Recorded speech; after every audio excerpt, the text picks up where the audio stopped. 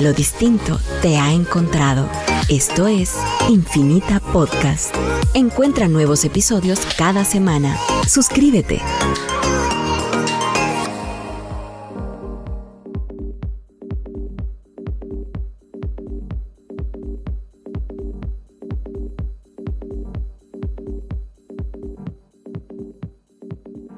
Bienvenidos al DT Podcast número 51.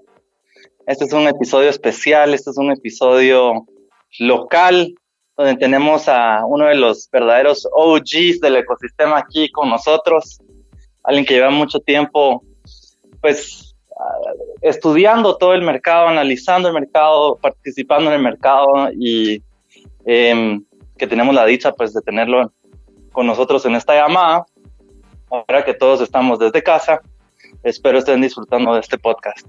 Tenemos a Greg Ochaita con nosotros y su servidor Esteban como moderador. Y como siempre le damos las gracias a Radio Infinita por hacer este podcast posible. Greg, bienvenido al show. Muchísimas gracias por la invitación, Esteban. Y siempre listo para hablar de cualquier cosa en cripto, mercados, lo que sea. Excelente. Greg, entonces, cuéntanos un poco de cuándo iniciaste, cuándo fue tu primer contacto con Bitcoin. Claro. Pues fíjate que yo salí de la Universidad de Marroquín de economista, salí en el 2010. Y en ese momento yo estaba jugando póker profesionalmente, más que todo en internet. Entonces básicamente pasaba todo aquí mi computadora de vez en cuando, pero más que todo pasaba en computadora jugando, estudiando, básicamente trabajo diario a 8 a 10 horas. Y en ese momento pues también estaba aprovechando yo bastante para empezar a leer todo lo que no leí durante la universidad, empezar a leer más noticias, más libros y empezar a ver realmente lo que piensa el mundo, ¿no? Y al mismo tiempo la naturaleza de cómo se juega póker en línea, pues estás todo el tiempo en tu computadora, estás en Twitter, estás en las redes sociales hablando con más gente que está haciendo lo mismo que uno. Entonces es gente que también está leyendo noticias, gente con una mente analítica. Entonces todos con 2013 se empezaron a salir noticias de Bitcoin. No sé si te recordás en ese momento, pero fue la primera vez que se fue de creo que de $100 a 1,000 y un poquito más de 1,000, creo que fue hasta 1,200, con la mayoría del volumen viniendo desde China. Pues en ese momento empezaron a salir noticias por todos lados de esta nueva moneda digital. Y yo al ver un par de noticias pues me llamó la atención y dije, ¿qué es esta locura, ¿no? Se fue de $100 a 1,000. Y empecé a ver gente en mi círculo de póker hablar más del tema. Entonces pues realmente captó mi interés. Empecé yo a platicar con unos amigos aquí en Guatemala. Leí el Bitcoin White Paper, aunque realmente lo tuve que leer varias veces. No tengo una mente muy pues que entiende mucho sobre código, ¿eh? Entonces tuve que leerlo bastantes veces. En ese momento me captó tanto el interés que paré comprando un Bitcoin como a 830, si no estoy mal. Me convencí a un cuate aquí en Guatemala, que por cierto daba clases ahí en la mano, que hiciera lo mismo. Entonces ambos teníamos un Bitcoin y lo estábamos pasando entre nuestras billeteras a ver cómo funcionaba todo, viendo el blockchain. Incluso empezamos bajamos el software de Bitcoin para a ver si podíamos minar desde nuestras computadoras. Rápidamente nos dimos cuenta que eso no iba a funcionar, porque en ese momento ya estaban saliendo los mineros ASIC, ¿verdad? Que son mucho más poderosos y realmente le quitan todo el incentivo financiero a cualquier minero que lo trata de hacer desde su computadora. Pero en ese momento se me abrió todo el mundo de Bitcoin. Me metí en Twitter a platicar con la comunidad que ya estaba centrada en eso. Y empecé a aprender también sobre otros tipos de monedas, ¿verdad? Todos los altcoins de ese momento. Dogecoin y todos estos tipos de cosas y Ethereum unos años después. Entonces realmente captó mucho mi interés, tanto el incremento de precio que estaba teniendo, y me dio la sensación de ser como un Wild West financiero lo que estaba pasando. Y con todo el tiempo disponible que yo tenía, pues le empecé a dedicar más tiempo. Y ya cuando entraste, viste y analizaste, leíste el white paper. El white paper de Satoshi fue una de las primeras cosas que leíste como para entrar a esto, o fue más por las noticias y te fuiste primero por las noticias a entender qué es y después llegaste al white paper. Pues inicialmente las noticias, o sea, inicialmente las noticias, empecé a leer eso, qué era eso, o sea, eso fue lo que captó mi atención, y de ahí dije, bueno, ya tengo que leer este white paper, ¿verdad? Porque lo había mencionado en cualquier entrevista que yo encontraba, había algún Bitcoin believer ahí que lo mencionaba, y dije, bueno, tengo que leerlo, ¿verdad? Entonces, cuando lo leí la primera vez, y cuando lo entendí, o sea, de una manera simple, la primera vez, me dio la sensación de ser una solución muy elegante a un problema que, o sea, creo que ha existido mucho tiempo, ¿verdad? Que es cómo puedes transferir archivos digitales sin que se copien. Ese fue el primer, como que la primera cosa que me captó del white paper, ¿verdad? O sea, todavía no le había metido tanto tiempo a analizar, ¿cómo se compara esto con dinero real, con dinero de papel? ¿Cómo se compara esto con el dólar? Lo primero que me captó es, puchica, aquí están transfiriendo archivos digitales a través del internet que no están siendo copiados. O sea, ¿qué cantidad de aplicaciones se puede hacer con esto? Y ya cuando empecé a pensar más en ese tema, pues dije, ok, esto se puede utilizar como dinero, ¿verdad? Y ahí fue cuando realmente, vos me preguntaste el otro día cuándo fue el Red Pill moment, ¿verdad? Pues creo que fue en ese momento. Fue en ese momento, y ahí, o sea, creo que como le ha pasado a mucha gente, nomás pasa eso, ya casi que no hay ningún otro tema en la vida de que que les interesa y solo quieren hablar de Bitcoin todo el tiempo, ¿verdad? Entonces, cada vez que me juntaban con amigos, yo empezaba a hablar del tema, a ellos les interesaba un poco, pero realmente no tanto como a mí. Seguramente no les interesaba un poquito, como, esto es algo nuevo, chicas, pero no les parecía tan revolucionario, tan interesante como a mí. Sí, ahora nos vemos aún en la infancia, en esos entonces era un recién nacido todo esto. Interesante, ¿cómo fuiste entonces desarrollando las conversaciones con tus conocidos alrededor del tema en un momento donde pues muy pocas personas todavía lo estaban entendiendo? Dijiste, voy a seguir empujando, o como que bueno, ya entendí, mejor me quedo aquí y sigo analizando por mi lado, y en un punto ya cuando la gente quiera se acerca. Pues sí, mira, o sea, en ese momento, recuerda que estábamos ya un par de años habiendo salido de la última crisis financiera, aunque había estado contenida al mundo de mortgage bonds, ¿no?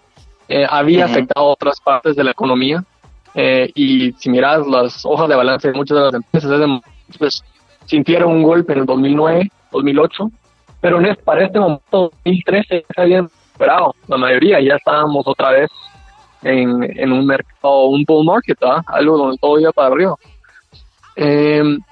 Yo cabal en ese momento, como te había dicho hace poco, estaba en un momento de mi vida donde estaba leyendo de todo, buscando documentales, leyendo de historia, y dije, y específicamente estaba analizando qué había pasado en la última crisis financiera, cómo habían respondido los gobiernos mundiales, y básicamente yo quería entender qué había pasado, ¿verdad? Y dentro de esa investigación, pues, o sea, y empecé a ver que realmente lo único que habían hecho es utilizado las únicas dos herramientas que tienen, que es imprimir dinero, y bajar tasas. Y empecé a ver por qué los patrones de los ciclos de mercado se empiezan a repetir. Entonces, al mismo tiempo, un año después, ponete que estaba haciendo esto de 2011, 2012, me topé con Bitcoin. Y cuando tuve ese momento de ver que era una moneda con una base monetaria fija, dije, oh, ok, aquí hay algo. Ahí fue cuando vi que había algo muy especial en Bitcoin. Me costó un poquito entender cómo funcionan los mercados, los ciclos de mercados de una tecnología muy nueva.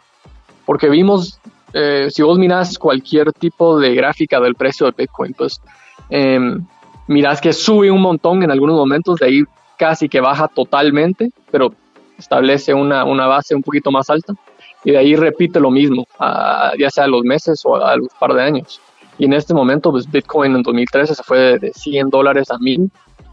Yo, dentro de esa euforia del mercado, solo compré un Bitcoin a 800 y pico dólares. Mientras lo estudiaba más, dije, bueno, esto no es todo el dinero del mundo, solo quiero ver cómo funciona esto y quiero ver qué está pasando, ¿va? Y sí es un momento eufórico, ¿va? Cuando parece que el precio cuando los precios están subiendo a ese ritmo, me parece que nunca van a bajar. Cuando bajan, pues pasa el inverso, parece que nunca van a subir. Y en ese momento, pues el precio llegó a 2,200 y ahí empezó a crashear, empezó a bajar y bajó casi todo a lo largo del próximo como año y pico. Mi amigo, por cierto, el que te conté, paró vendiendo. Yo dije, bueno, yo solo voy a mantener voy a mantener aquí mi vida y voy a seguir estudiando más.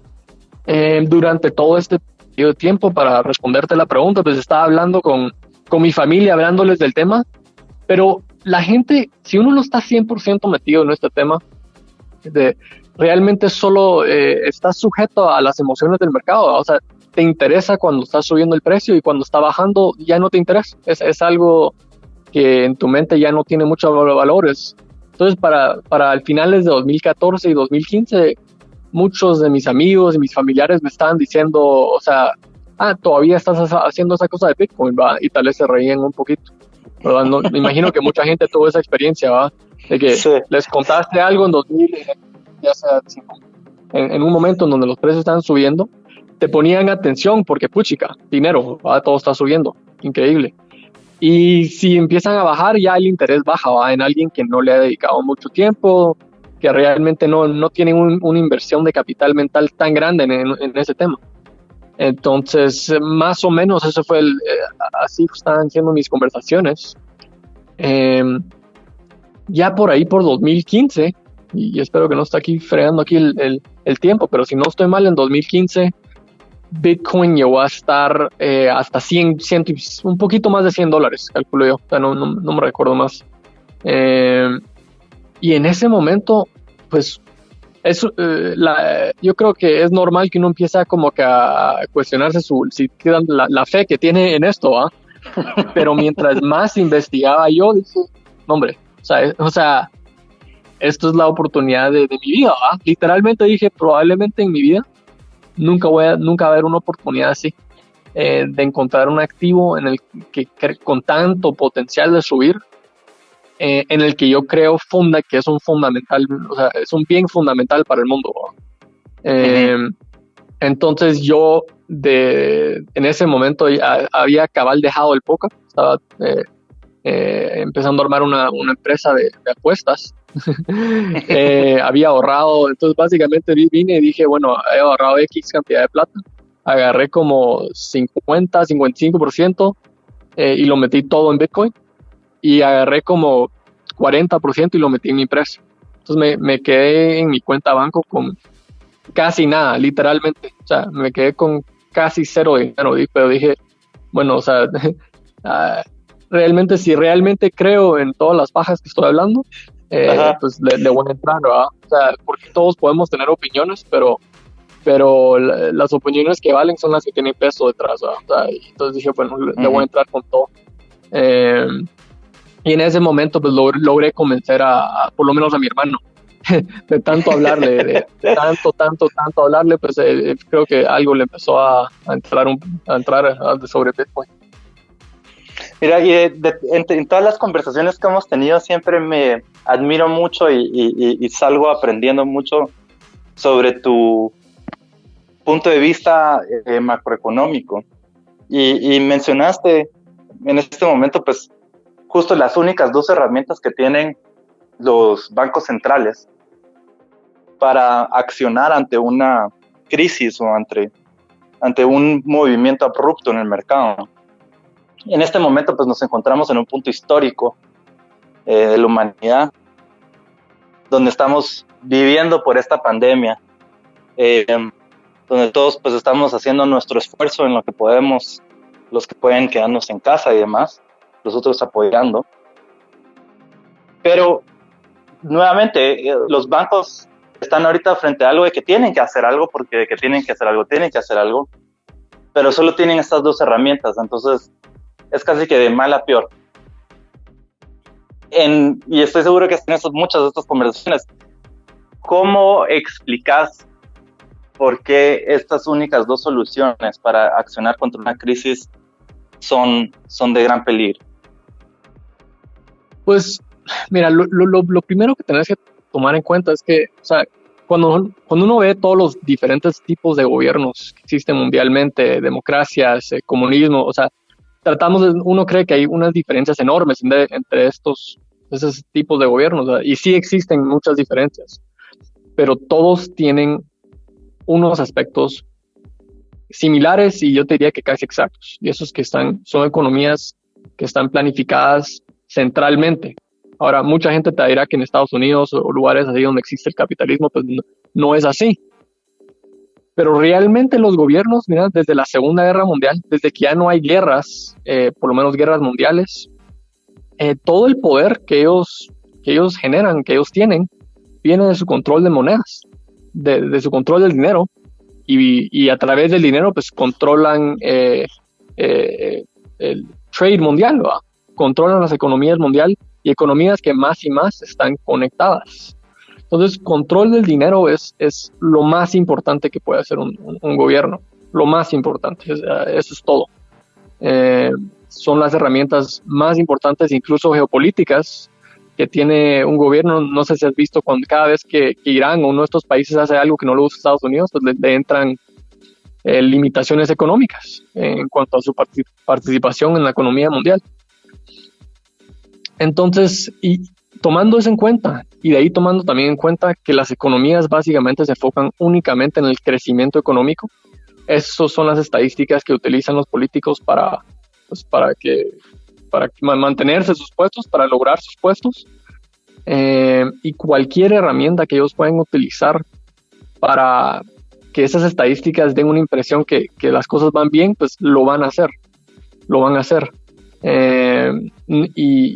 Y al mismo tiempo con toda la corrupción que existe en gobiernos, que es parte de la naturaleza de un gobierno, que está hecho, pues, en la que está formado por personas que son amigos, que algunos que han trabajado en el sector financiero y de ahí que tienen puestos muy importantes en el gobierno. Entonces todos tienen incentivo a proteger su poder, proteger sus puestos, ver cómo pueden tocar ciertos instrumentos económicos para que esas estadísticas aparezcan o den la impresión de que la economía va muy bien. Y las únicas dos herramientas, como te había mencionado, son imprimir más dinero y bajar tasas. ¿Y por qué hacen eso? Pues, bueno, cuando vos oís que los gobiernos controlan las tasas económicas, pues básicamente lo que controlan es una tasa muy importante. Y esta es la tasa de interés interbancaria, la tasa a la que los bancos ellos mismos se pueden prestar dinero. Si cualquier banco tiene un problema de liquidez, ya porque tienen demasiado dinero invertido en el mercado, pues ellos se prestan dinero y el gobierno pues fija estas tasas. Y al fijar estas tasas, pues los bancos miran esta tasa y le pasan el costo a sus clientes. Y entonces tiene un impacto muy directo sobre cualquier otra tasa que existe en la economía. Entonces tratan de bajar estas tasas para que el costo del dinero sea mucho más barato y tratar de incentivar el consumo. tratar de incentivar la inversión. El problema que tienen es que cuando las economías empiezan a expandirse y empiezan a crecer, pues se empiezan a llenar de deuda. Y cada vez deuda que es peor. O sea, cada vez la deuda tiene menos posibilidades de ser repagada. Está respaldada por menos activos. Entonces, empiezas a oír historias de gente que trabaja, o sea, gente relativamente pobre que tiene 1 o 2 casas, ¿verdad? 3 casas, 4 casas, que fue lo que pasó en 2008, 2007. Y cuando pasa eso, pues todo tiene su límite. Y llega en un momento donde estas deudas empiezan a caer en default. Vos me dirás me va la palabra ahorita en español, ¿verdad? Pero la gente ya no puede pagarlas. Y poco a poco se va llevando a todo el sistema económico, se lo va llevando. Cierta gente no puede pagar sus deudas, ya no pueden refinanciar. Eso impacta a otros sectores del mercado, deudas corporativas, ellos ya no pueden pagar sus deudas, ya no pueden refinanciar, y poco a poco se va cayendo todo. Entonces, ¿qué vienen a hacer los gobiernos? Hablan con las instituciones más grandes que están más involucradas en la economía. Generalmente son bancos, inversiones de banco, pero ahorita incluso son hedge funds enormes que tomaron el trabajo de lo que hacían muchos bancos en 2008, que por ciertas leyes ya no pudieron continuar haciendo. Ahora el sector privado, en la forma de algunos hedge funds, empezó a tomar empezaron a actuar de esa manera en la economía, y ahora ellos también están involucrados. Entonces viene el gobierno y les empieza a prestar, realmente regalar dinero a estas instituciones, y este dinero se filtra a través del sistema bancario, el sistema de investment banking, y eventualmente llega a consumidores, llega a inversionistas, si es que los bancos lo prestan, y empieza otra vez este mismo ciclo, el ciclo de mercado, y empieza todo otra vez a subir el precio de activos financieros. Entonces ya los políticos pueden decir, miren, ya la economía está recuperada. Aunque muchos de los trabajos que se perdieron en 2008 eran trabajos de tiempo completo, trabajos de calidad muy alta, ¿va? Y cuando se recuperaron en 2010, 2011, 2012, eran trabajos que ya no eran tiempo completo, eran trabajos tiempo parcial, ¿verdad? Entonces la calidad de esos trabajos bajó muchísimo, pero en las estadísticas da la apariencia de que fue una recuperación increíble, y que la economía estaba en su mejor momento en la historia. Entonces realmente los gobiernos pues tratan de utilizar estas dos herramientas para controlar las economías de una manera que no tiene nada que ver con el mercado libre, con un capitalismo puro, sino que es un capitalismo corrupto, y un socialismo para la gente de plata, que es la que controla los activos, y son los activos que se incrementan en precio. Entonces, mira, ahí hablé un montón, pero vos decime si... No, está genial, está genial. Yo creo que es muy importante lo que estás poniendo en contexto al final y es algo que muchos no nos cuestionamos, y justo hoy, en el 2020, y con todo lo que está sucediendo, nos tenemos que cuestionar. O sea, ¿por qué participamos en esta sociedad? ¿Cómo participamos? ¿Cómo nos gestionan? Y estos mecanismos sociales, básicamente, los tenemos que entender para poder saber cómo superar, porque si no sabes hacia dónde vas o por qué vas en el camino en que vas, ¿cómo vas a poder cambiar tu curso, verdad? ¿Cómo vas a poder retomar poder de tu vida, empoderarte y cumplir tus sueños y tus metas y ser lo que sea que quieres ser, ¿verdad? Que todos debiésemos tener la posibilidad de hacerlo. Y eso trae un cambio disruptivo completamente, con una propuesta pues fundamentalmente opuesta a la que actualmente se usa en las economías. Y me gustaría que explicaras un poco por qué ves que esto es tan importante entender, de que un sistema deflacionario te va a ayudar a retener y a hacer crecer tu valor. Y cómo eso pues y realmente da espacio a una inclusión financiera real, ¿verdad? Pues es importantísimo, porque primero tenés que tomar en cuenta, mira, que los economistas y que realmente están dictando las estructuras financieras, la estructura económica de la sociedad, tienen esta idea sobre el dinero, de que en el dinero uno tiene que haber inflación, ¿verdad?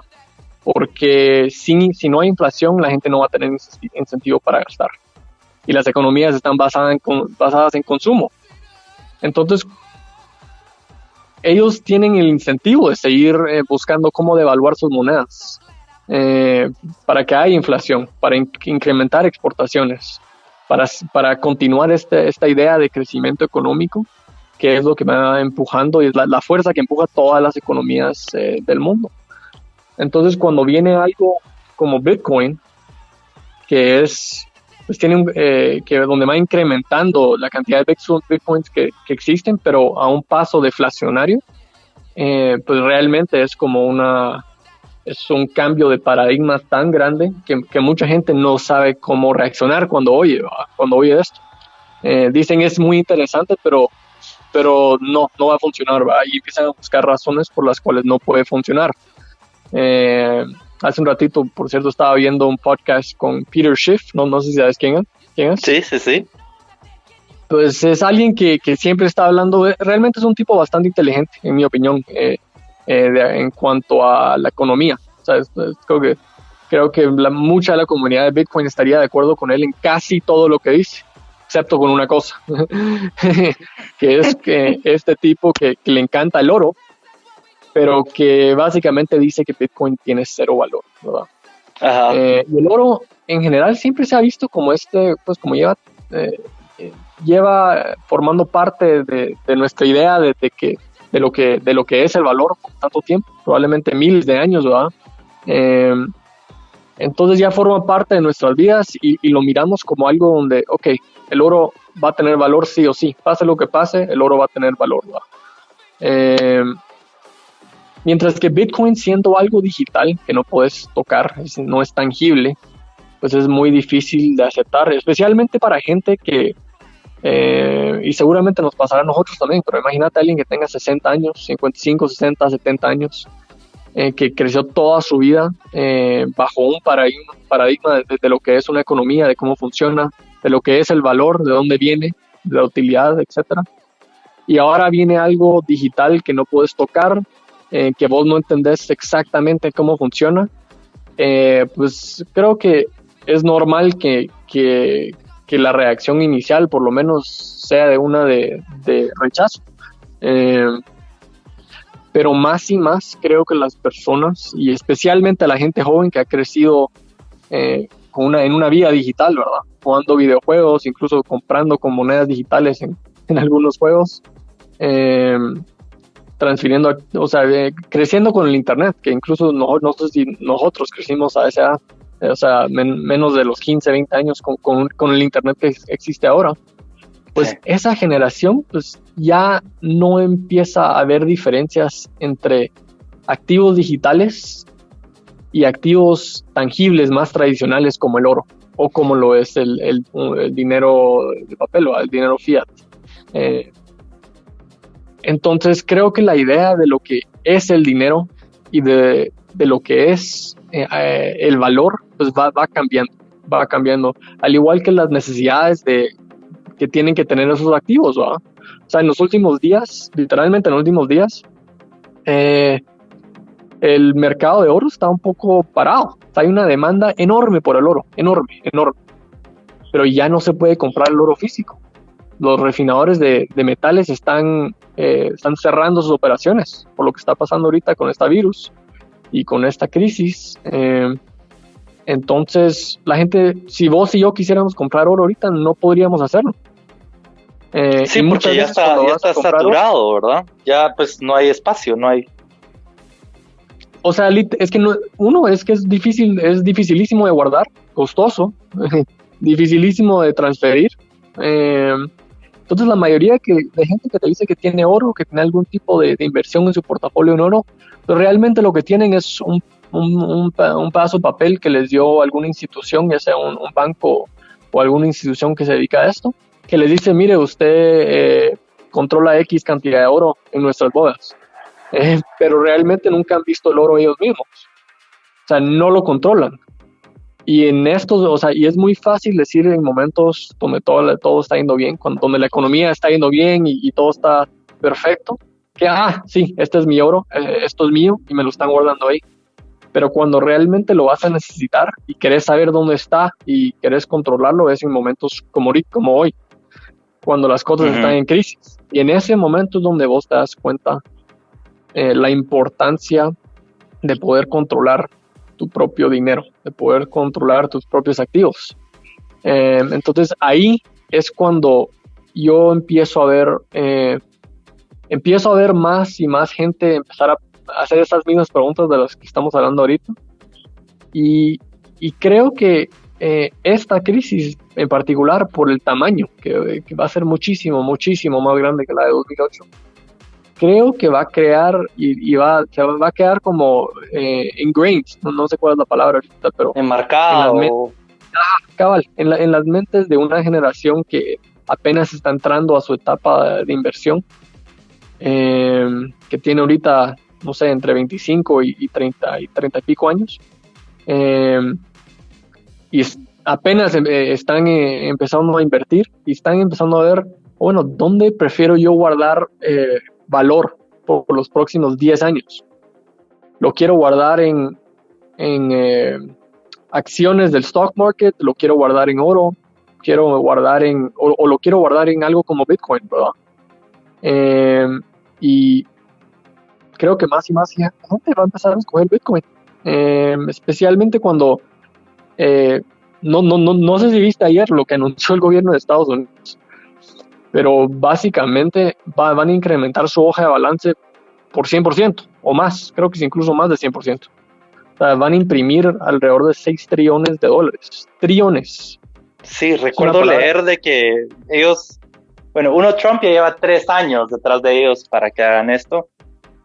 Y en este momento, al principio dijeron 750, después subieron uno y algo, y después creo que 3, y después dijeron, ¿sabes qué? Mejor simplemente lo que se necesite, y no sabemos cuándo va a ser. Dijeron literalmente, tenemos liquidez ilimitada, ¿verdad? O sea, es como de, ¿qué es esto? Es como, ¿cómo se llama esa caricatura? Scrooge McDuck, de un pequeño, ¿verdad? Que está nadando en el dinero. Es algo impensable, o sea, que el gobierno diga, mira, tenemos dinero ilimitado, especialmente cuando ellos, para poder financiar su gobierno, pues sacan deuda, y esta deuda la compran otros países. O sea, ya te imaginas cuando el dólar, que es la moneda más importante del mundo, de la economía más grande e importante del mundo, pues otros países tienen unas reservas enormes de dólares. O sea, entonces imagínate qué va a pasar cuando el gobierno de Estados Unidos, y esto lo están haciendo todos los gobiernos, pero el de Estados Unidos es el que más importa por el tamaño de la economía y realmente por la fuerza que tiene el dólar. Entonces imagínate qué va a hacer, qué están pensando China, Rusia, todos estos países que tienen reservas enormes de dólares, especialmente China, cuando viene el gobierno de Estados Unidos y dicen, miren ahorita todo nuestra hoja de balance es de como 4.5, 4.6 trillones, y en los próximos meses a un año, pues como mínimo la vamos a incrementar a 10 trillones.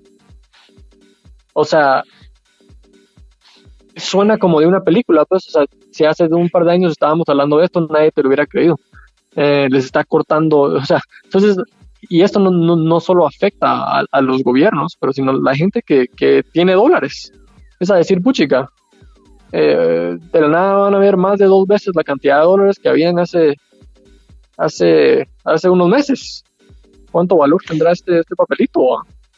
Y eso es, entonces, y entremos a detalle adentro en esa parte. ¿Cómo afecta esto a las personas que están resguardando dólares para seguridad?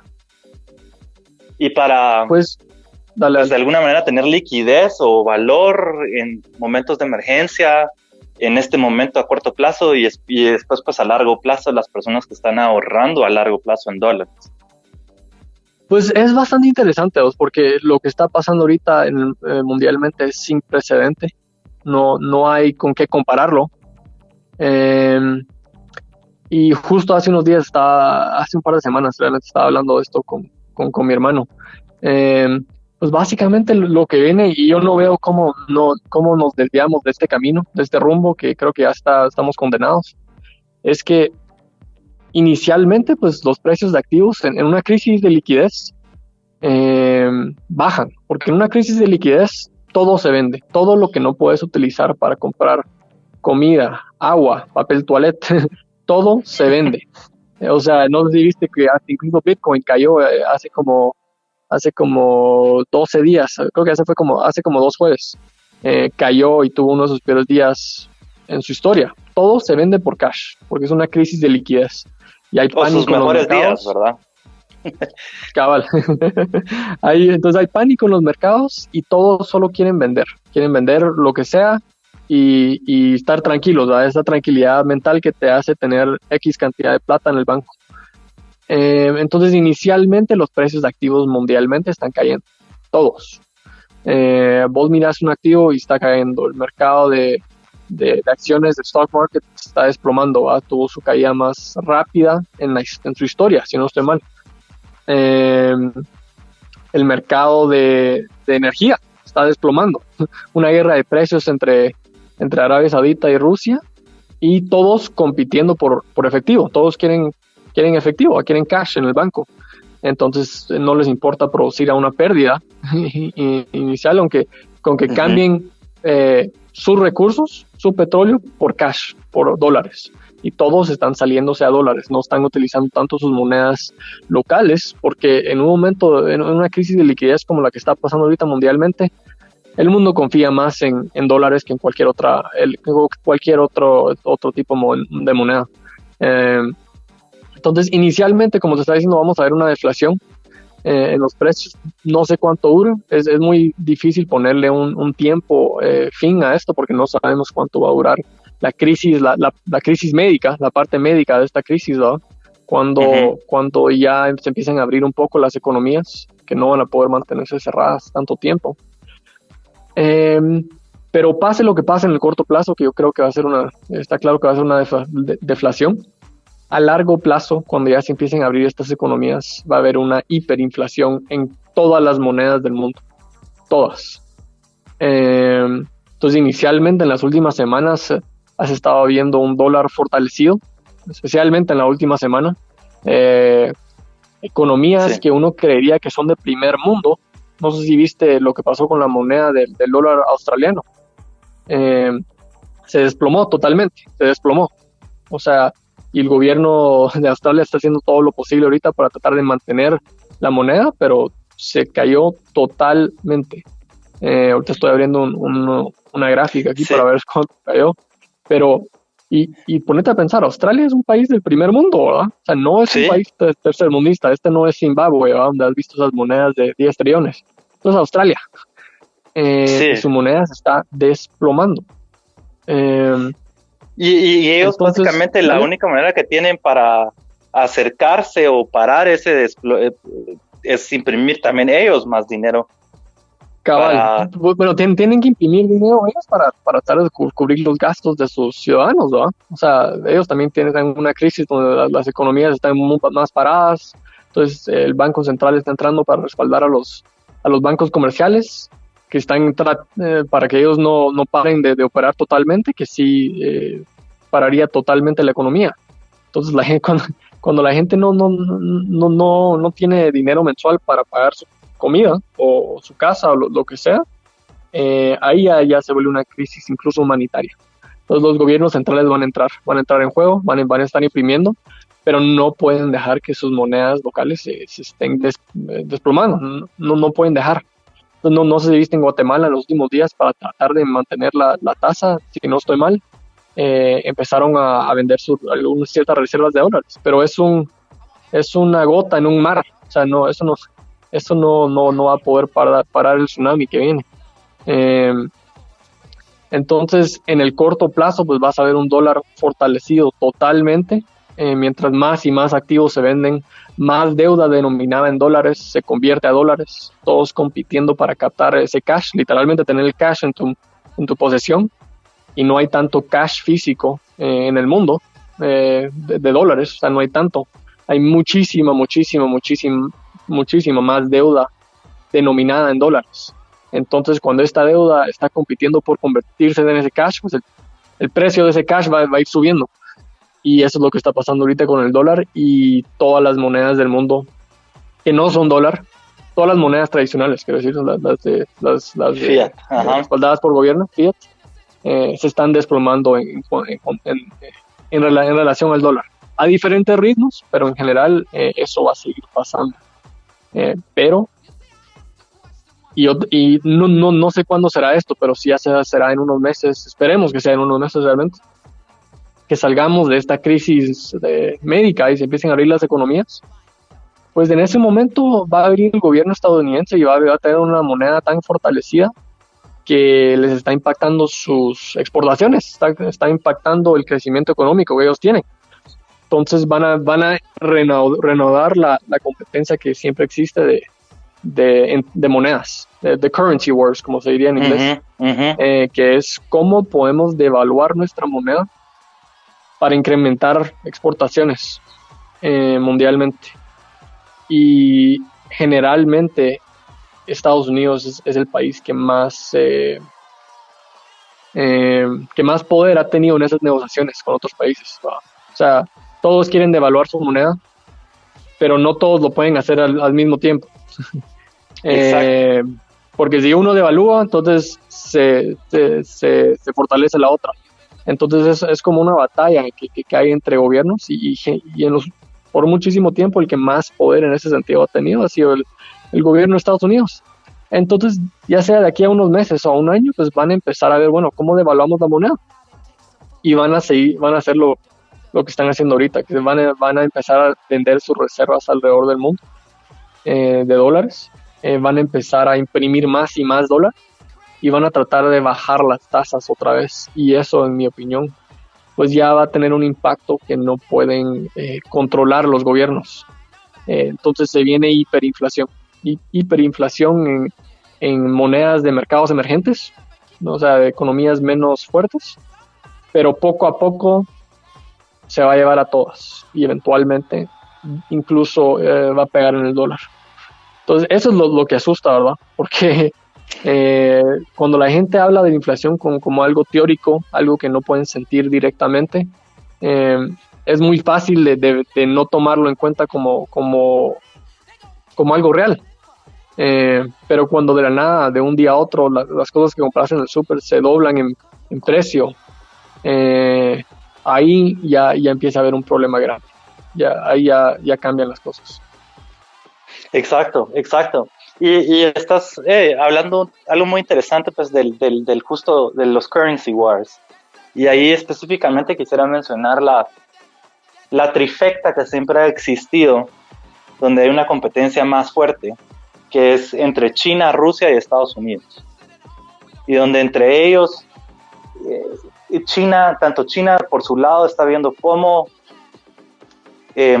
destronar al dólar, y por su lado de producción, y entonces ellos prefieren tener un yuan débil, así pueden producir y generar bastante trabajo, producción industrial en su empresa, que esa es su fuerza.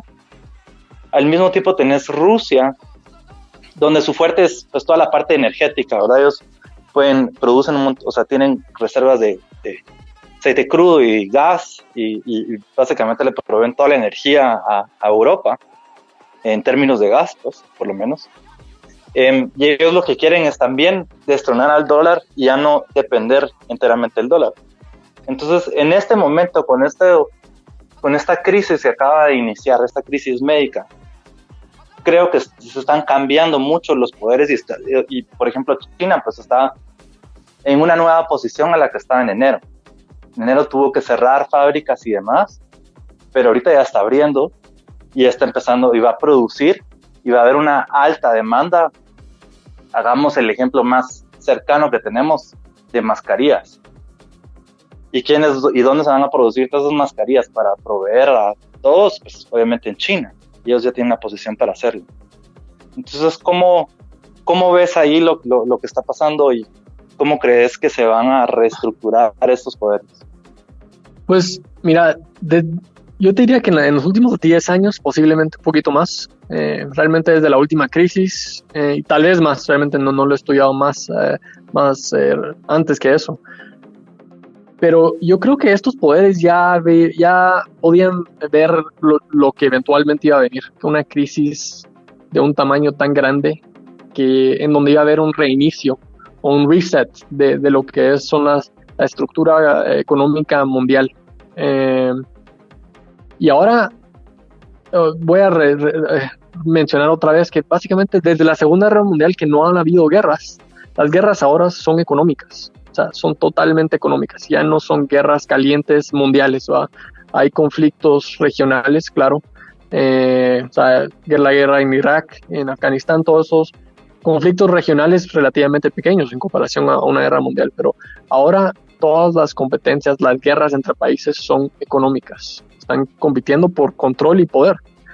Y en los últimos 10 años, un dato interesante que yo encontré hace poco es que tiene que ver con oro, y es básicamente que los poderes mundiales han estado comprando oro a un ritmo muy, muy alto, específicamente Rusia y China.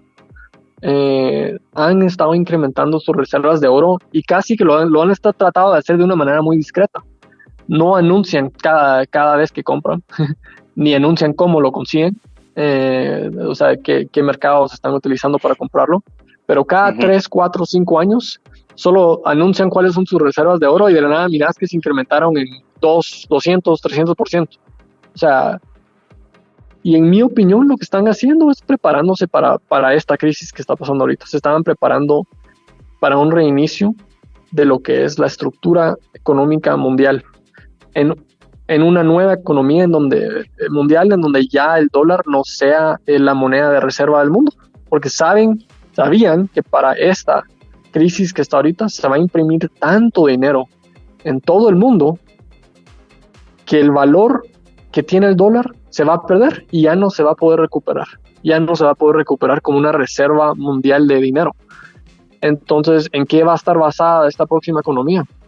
Pues nadie sabe ahorita. Bueno, tal vez alguien en puestos muy altos de los gobiernos donde realmente pues tienen el conocimiento para esto, pero quién sabe si regresamos a un modelo en donde el oro de nada, el dinero está respaldado por el oro, o se empiezan a ver cosas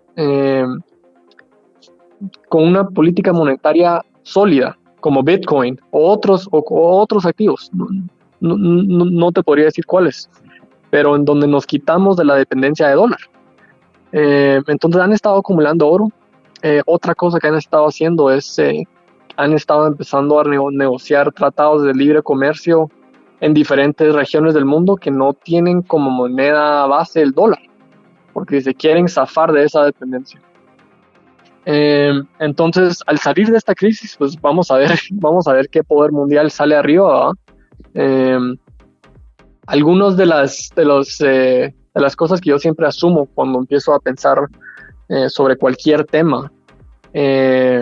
Cabal, ayer estaba platicando con un amigo de esto.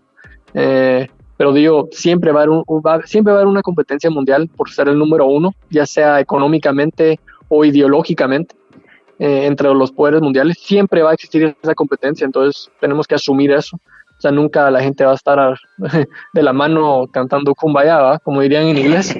Siempre va a haber alguna competencia por ser número uno. Cuando hay vacíos de poder, esos vacíos se llenan. Y los incentivos son los que controlan todo el comportamiento mundial. Yo te diría que esas tres cosas son las que yo trato de ver a la hora de pensar en cualquier tema. Y ahorita en cuanto a producción, fíjate que lo que vos me mencionabas en cuanto a mascarillas, te diría que va a ser muy interesante ahorita, porque antes de la llamada me estabas mencionando que habías comprado ese medicamento que te había mencionado, hidroxicloroquina, ¿no?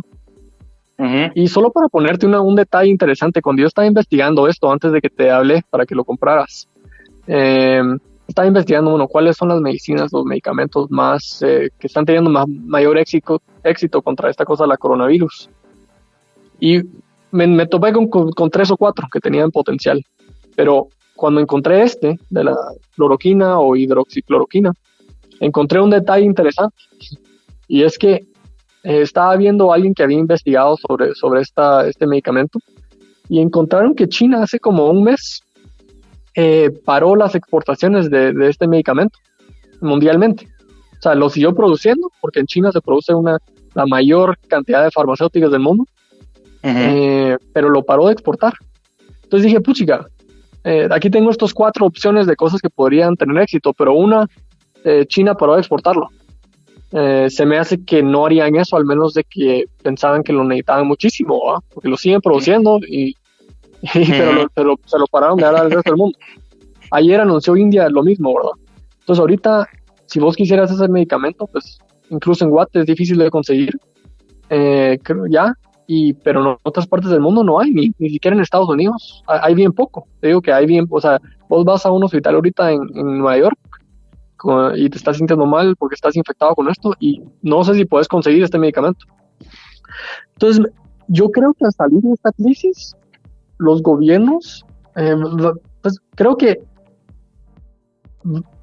incluso entre los ciudadanos va a entrar una sensación más nacionalística. No sé si ni así se dice en español, ¿verdad? Pero una fuerza de nacionalismo, de cómo empezamos a recuperar esos trabajos de producción para no depender de otros países si llega a pasar otra crisis como la que está pasando ahorita.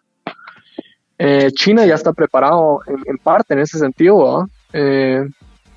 Controlando, o sea, todavía tienen, o sea, controlan mucho la producción mundial, pero otros países más desarrollados, incluso que China, como Estados Unidos, que ya dejaron esa parte de su economía, pues tal vez ya no están tan preparados para este tipo de crisis como ellos pensaban.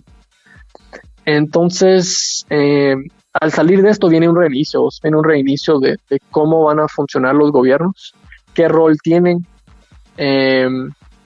y cómo deben estructurar sus economías para no solo enfocarse en el crecimiento económico, que es lo único que se han enfocado en los últimos 10, 20, 30 años, pero sino fortaleza económica ante crisis, la antifragilidad, ¿verdad? Como se le habla, se menciona mucho con Bitcoin. Y vamos a ver cómo caen los chips al salir de esto, pero viene un reinicio. Sí, si nos orientamos hacia las economías más avanzadas, las nórdicas, que ya no están midiendo tanto sus índices por crecimiento económico específicamente, o sea, obviamente sí lo siguen haciendo, ¿verdad? Pero se enfocan más por el bienestar de la persona, de si tengo un ciudadano contento, realizado consigo mismo, emocionado, motivado, me va a aportar más a mi economía y a mi estructura social que alguien que está peleando por sobrevivencia y al borde de la subsistencia, pues. Totalmente. Lo que me da miedo a mí es que generalmente algo que yo creo es que las multitudes, los crowds, no son inteligentes. O sea, generalmente reaccionan emocionalmente desde un punto, desde un sentimiento real que tienen, pero esas reacciones no llevan a mejores decisiones, a mejores estructuras.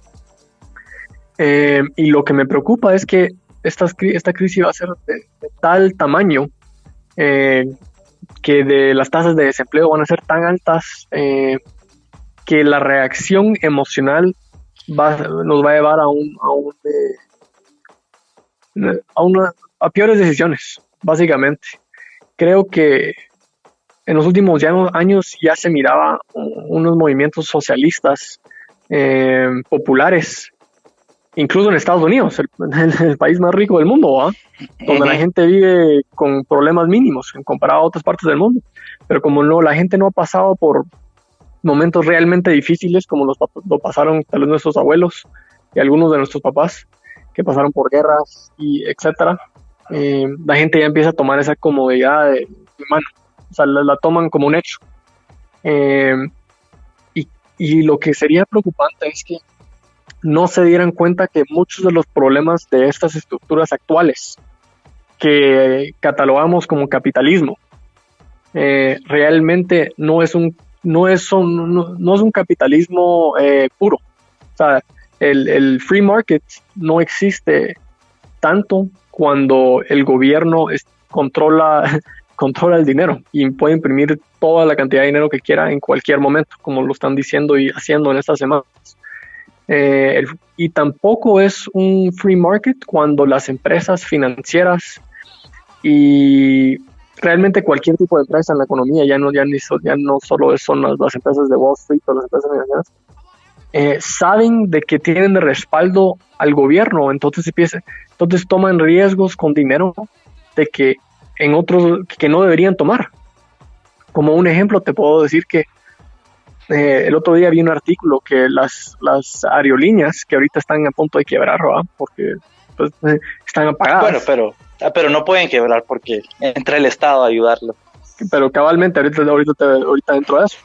Lo que estaba pasando con las aerolíneas, que solo es un ejemplo de muchos en la economía, es que ellos en los últimos 10 años están en la mejor economía que se había visto históricamente, ¿va? Los precios de todo estaban subiendo, de cualquier tipo de activo, a un paso sin precedente. Entonces ellos, para incluso aumentar ese efecto de lo que se está viendo en la economía, empezaron a reinvertir todo el dinero extra que ellos tenían, el cash que habían generado, en recomprar otra vez sus acciones, para subir más el precio de las acciones, para que los ejecutivos a cargo y los accionistas recibieran un retorno más alto, especialmente porque los ejecutivos tienen su compensación anual atada a ese precio de acción. Pero ¿qué pasa cuando hay una crisis como la que está pasando ahorita? No tienen cash ni para aguantar 1 o 2 meses. Y ahora miras empresas como Boeing, la que pues ellos hacen aviones, ese tipo de cosas, que quiere dinero del gobierno, pero no está dispuesto a aceptar que el gobierno sea accionista de la empresa. Y el gobierno está ahí, sí, y el gobierno está ahí en una posición precaria porque pues esas empresas tienen miles y miles de empleados. Algunos son parte de la infraestructura real del país, que no pueden dejar que quiebre, pero ellos mismos se pusieron en esta situación porque le dijeron a estas empresas, y esto solo es un ejemplo, pero le dijeron a estas empresas que, mira, nosotros te cubrimos las espaldas cuando si llegamos a una crisis realmente grande de liquidez, nosotros te cubrimos las espaldas. Entonces, dicho que, tomando en cuenta que los incentivos son los que controlan el mundo, es la gente a cargo de estas empresas, dice, tenemos un respaldo total aquí por parte del gobierno, ¿qué vamos a hacer? Tomar riesgo total, nos vamos a gastar todo nuestro cash en tratar de subir el precio de las acciones, vamos a tomar préstamos altísimos, muy grandes, y no pasa nada, porque o nos va muy bien, o si nos va mal, el gobierno está ahí cubriéndonos la espalda. Entonces, regresando a lo que estábamos hablando y para terminar con esto, lo que me da miedo de la reacción que pueden tener diferentes los ciudadanos de diferentes países es que van a ver estos problemas, pero no los van a entender bien. Van a decir, no, este es el capitalismo actuando, running amok, como se dice en inglés, ¿verdad? O sea, el capitalismo en su peor sentido. No, esto es socialismo para los ricos. Esto es socialismo para las corporaciones. Esto no tiene nada que ver con un mercado libre. Nada que ver. Esto es, si hay crisis, vamos a imprimir $6 trillones, 3 o 4 de ellos van a ir directamente a las manos de todas las industrias del país. Incluyendo bancos. Y les vamos a incluyendo bancos, incluyendo hedge funds, que no son ni bancos, esos son fondos de inversión privados, que ya son tan grandes que, como nota, en 2008, cuando acabó la crisis en Estados Unidos, pues, y mundialmente, el gobierno tuvo que entrar a actuar, y empezaron a imprimir un montón de dinero y a tratar de respaldar muchas empresas que estaban al borde de la quiebra. En ese momento se establecieron ciertas reglas, algunas reglas para limitar lo que pueden hacer los bancos de inversión, los bancos JP Morgan, los bancos conocidos. Entonces, estos pararon de actuar como compradores y vendedores con ciertos productos financieros. Muchos de esos productos financieros basados en deuda, seguridad, securities, ¿verdad? Entonces, como ellos ya no podían actuar en estos mercados porque estaban regulados por el gobierno, entró el mercado, entraron empresas privadas. Entonces, es decir, entraron fondos de inversión, hedge funds muy, muy, muy grandes. Entonces, en esta crisis, que es mucho, mucho, mucho más grande que la de 2008, hay incluso hedge funds enormes que manejan cientos de billones de dólares, tal vez hasta trillones, que también están al borde de la quiebra, porque todos los activos tóxicos que ellos tienen de deuda, no hay nadie quien los quiera comprar ahorita. O sea, no hay nadie que los quiera comprar ahorita. Entonces, parte de ese dinero, de esos 6 trillones, van a ir para estos fondos de inversión. Y no los has oído por nombre porque el gobierno tiene miedo de darle un nombre público a un fondo de inversión y que la gente se empiece a cagar, de decir, o sea, en serio, de ver a dónde está yendo su dinero. O sea, de que realmente solo está yendo a las manos de gente de mucho, mucho dinero. Entonces, esa sería la preocupación, que el diagnóstico de esta crisis sea el correcto, pero que la respuesta sea totalmente equivocada. O sea, que no se ataque lo que realmente es la causa del problema. Excelente. Realmente, pues, aprecio mucho todo lo que has compartido con nosotros el día de hoy. Ha sido una conversación extremadamente informativa. Como siempre, salgo con la mente iluminada. Te doy las gracias por tomarte tu tiempo, por estar acá con nosotros. Y no sé si quieres dar unas últimas palabras. Compren Bitcoin. Compren un Bitcoin y ya mucha. Eso sería. Excelente. Pues con ustedes, este fue Grego Chaita. Este ha sido el TT Podcast número 51. Le damos las gracias a Radio Infinita por hacer esto posible. Recuerden que nos pueden escuchar en todas las plataformas de podcast. Compartan con sus amigos y comenten en las redes. Como siempre, infórmense, participen y crezcan, ¿verdad? Hasta la próxima.